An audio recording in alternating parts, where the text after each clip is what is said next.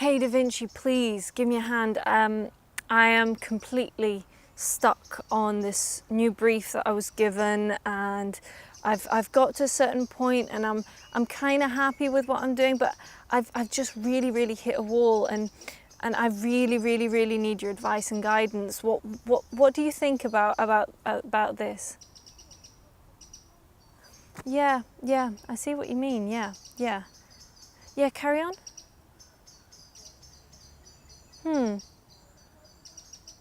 Yeah, that's an interesting point actually. I hadn't thought of that. Oh my God, it's starting to make sense now. Yeah, I can see it. Yeah. That's a yes, absolutely, yes. Oh, see, I just discarded that, but actually that makes sense now that we've joined the thing there. Yeah. Oh my God. Yeah. You are a lifesaver, DaVinci, honestly. You are the best mentor ever. Thank you so much. I can now carry on with my brief. I really wish things were that simple and I could just sit down with DaVinci and just have a cup of tea and get him to mentor me and give me some advice and teach me some life lessons that I'm in much need of learning and all that stuff. But as that is not the case, I still do consider DaVinci to be my mentor, and this is why. Hi, my name is Lorna Romanenghi, and I am a jewellery designer and maker. My work has been exhibited internationally and has won numerous awards along the way. Here, on my channel, I will take you by the hand, giving you VIP access to behind the scenes of the jewellery world, so you can feel more confident and educated when buying, commissioning, or simply appreciating jewellery.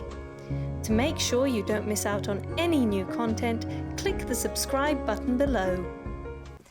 So first of all, I'd like to share with you how I first discovered DaVinci and why he had such a huge impact on who I was and who I would later become, and the fact that he's still such a huge part of my life and a huge impact to me now. So I still remember I was at school.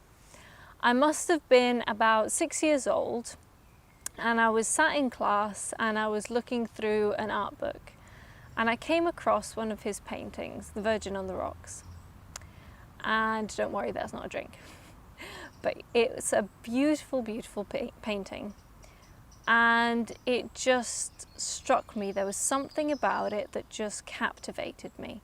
It's one of those paintings that you can look at for hours. There's more detail in the background than in the foreground. So I just spent hours looking at all this intricacy, the precision, the beauty, the elegance. And yet there was some story there that I wish I knew, and I wanted to find out more. I then, carrying on in school, we got a lesson on DaVinci. And not only did I find out more about his artwork and all the hidden meanings behind his artwork, all the kind of symbolism and messages that were hidden within the pieces, which in itself was a complete revelation, but also I got to find out about him and the way that he worked and the way his mind worked. And it was something that really resonated with me.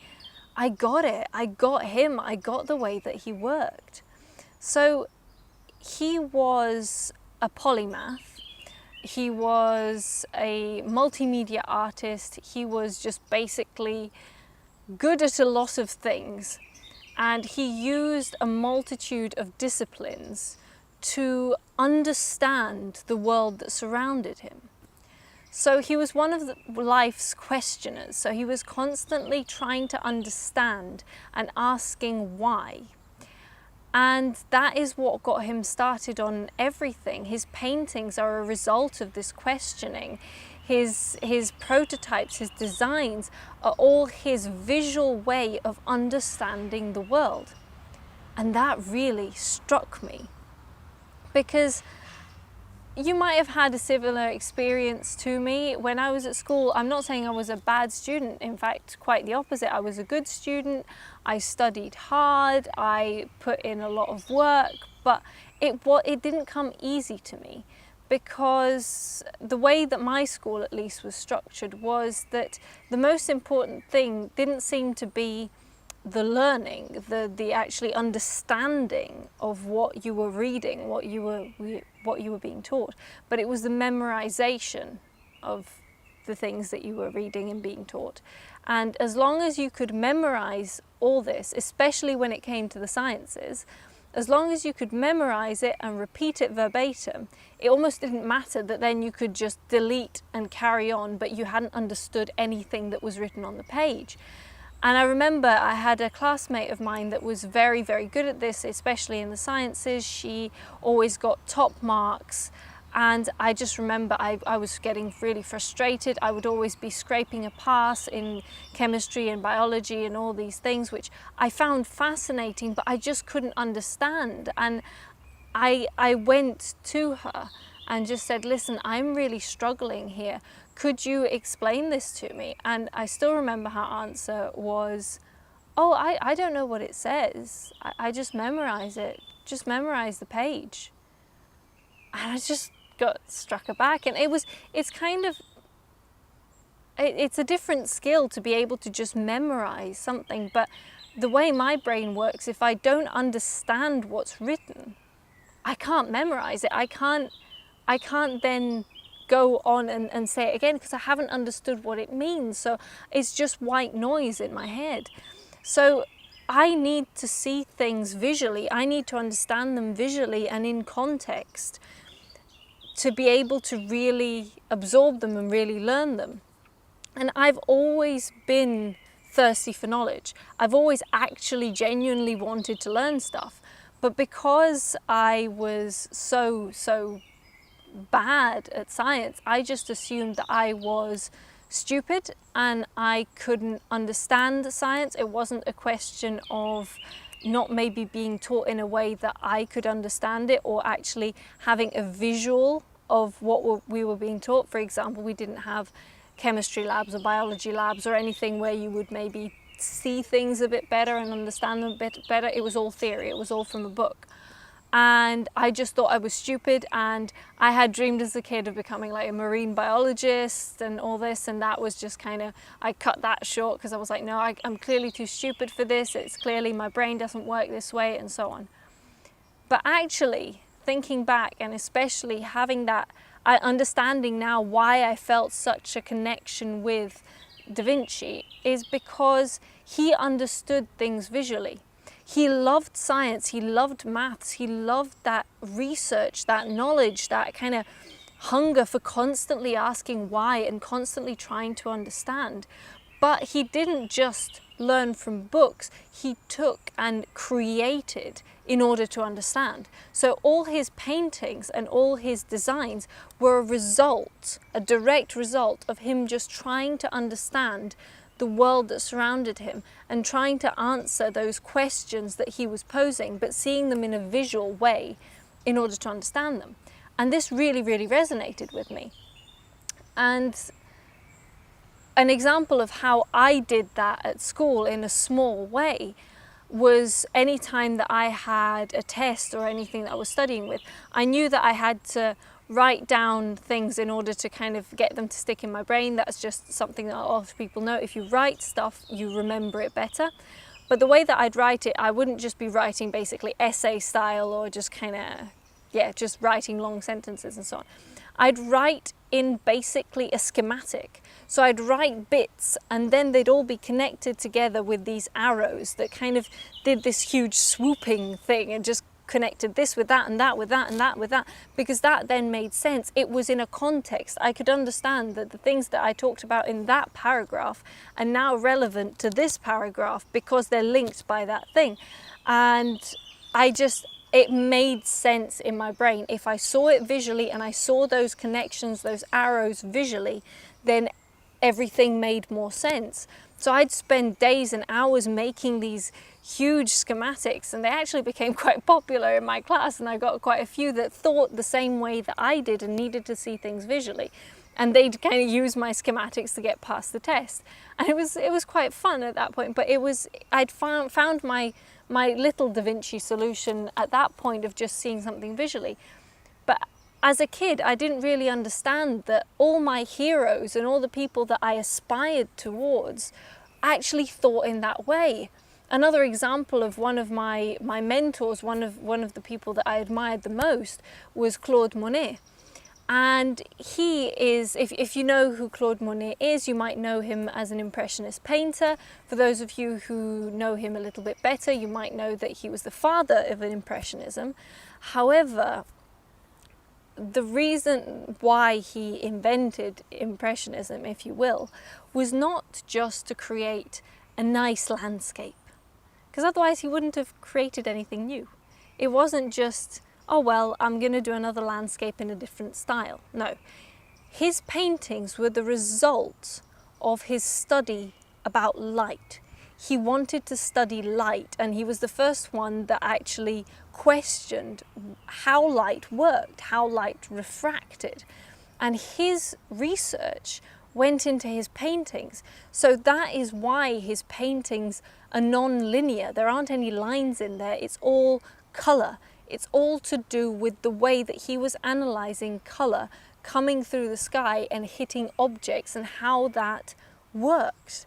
So that was the result of all his studies. And again, that's something I could really resonate with, because there was that research behind that beautiful painting, and it made that painting 100 times more beautiful knowing that, because you can see through his eyes, you can understand what he was trying to understand. And those are my heroes. Those are the people that I aspire to. So both Da Vinci and Monet, they used art and used design as a way to understand and answer certain questions about the world that surrounded them. And as I said, this is something that I have carried through my life. It's helped shape me and form me. But it's not until recently that I've actually realized how much it's actually impacted my life and actually impacted who I am now and how I approach my work now. I've found my vocation. I'm a jeweler, I'm a designer maker, and I've realized that I work in a very similar way to the way that they work. My jewelry, and before I was a jeweler, I was actually an artist, and I studied fine art. My art at that point as well was the result of me trying to understand the world that surrounded me. And for me, the thing that is closest to, let's say, the way that Da Vinci worked is my design aspect, because I have both that creative output, something that's more painterly in aspect, but I also have that kind of precision and that sort of prototyping aspect that he found useful, and I definitely find useful in creating things, actual 3D objects. It makes things clearer. You understand them from a different perspective. There's more depth to them. So for me, I do think that jewelry designing and making is not my job, it's my vocation. This is the way that I interpret and understand the world that's around me. So this is something that I use, and this is how I approach my work and also external briefs. So if you've seen any of my work before, you'll know that I'm inspired by nature, but that is quite a common inspiration for a lot of us. But the way that I'm inspired by nature, I take it in a different way, and I use what I like to call my DaVinci Method of design, which, if you'd like to see an example of and how I actually break down a brief and exactly step by step how this works for me, then have a look in the comments below, because I'll leave a link to another video in which I will be sharing with you exactly how I break down this DaVinci Method of design, and you might find it quite interesting. But briefly, the way that I do it is, when I say that I'm inspired by something. I really mean that I'm inspired by it. So I'm not reproducing it. I am being inspired by its essence, by what it is. So for example, if someone says, I want you to make a piece of jewellery that is inspired by bluebells. Okay, I will do what every designer does of having a look at the bluebell and sketching it out and drawing it out and doing different mark making and so on. But I like to take it a few steps further, let's just say. And I look at, yes, its shape, I look at its inherent geometry, I look at its colour, I look at its lightness, I look at its texture, but I also look at how it sits in the environment, how it communicates with the environment that surrounds him. What does it smell like? What does it sound like? What does it actually mean? What is its essence? Those are the questions that I'm trying to answer when I design. And that starts me in my scientific spiral of research into this very seemingly small thing of a bluebell. But to me, it's a whole world. And I start researching why it is what it is, how it looks, what's its structure like, how each piece is held together, and what does this actually mean? Does it maybe have a very interesting smell that maybe the science behind it is really interesting? Does it communicate with plants in a different way? How does it actually age? How does it move through time? So how does its petals move, for example, when it opens and when it closes, and all these aspects? I could carry on for hours talking about all the different aspects of research that go into me finding out what angle I want to take on this bluebell brief. So I always ask myself, what would DaVinci do with this brief? And then I start my research spiral, and what kind of draws me and what makes me really excited about this, because there are so many hidden aspects that you don't think about, that I think is what the excitement is. And I think that by questioning this and by questioning and really paying attention to your object of inspiration, that's when you can say that you are inspired by something rather than just you are recreating something and looking at it superficially. So that is how DaVinci has shaped me and my way of thinking, and that now is basically the basis of how my mind works and how I approach my, not job, my vocation. And this is how I would approach my own set briefs for my larger pieces, and how I approach briefs that are set by someone else. Because if they love something, I feel that if I can find a different aspect of it that isn't the obvious thing, it brings this thing that they love even more to life and gives them a more powerful tie to it. And so far I've only ever been really pleased with the results of my designs and how it's actually impacted people. So I'm really excited to continue, and I feel that by doing this, it's stimulating my kind of nerd research mode, as it were, and just kind of giving me that satisfaction and always keeping me excited to any brief. Because even the briefs where I don't know much about, and maybe it's something that I don't know, that's an opportunity for me to find out. So that is what excites me. That is what makes me go, yeah, I can do this. I want to do this. I can't wait to get started. So yeah, this is how I approach this. I see myself very much as a kind of holistic sensory designer, because I look at things through multiple senses, through multiple aspects, and then that's the result of my design. So if you, as I said before, if you'd like to see how this works, then please have a look at the link down in the description, and that will take you to the video that shows you physically how this works, and you can see the results face to face.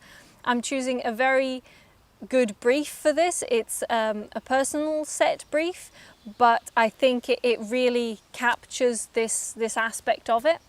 And if you'd like to see results of more pieces that I've made, obviously using this process, then please check out my website at lornaromanenghi.com, or any of my social media where I share a lot of these stories as well, and you can see the results, the physical results of my pieces and some of my commissions, which is at Lorna Design for both Instagram and Facebook. So I hope that you found this video interesting and has maybe made you think a little bit differently about what design is or could be.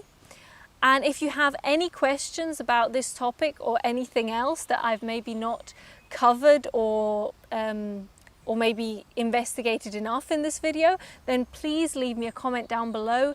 These are all things that I'm exceedingly passionate about, as you can tell. So the more questions, the merrier. I'd love to carry on this conversation with you, so please let me know what you think. Let me know if you have any questions. I'm more than happy to answer it, or do an entire new video about a certain question that you might want me to address. So yeah, please comment, and if you like my video and would like to see more of them, then please subscribe to my channel down below, and don't forget to click the little bell button, and that will alert you to new videos that come out on a regular basis. So yes, thank you so much for listening and supporting my channel, and see you all in the next video.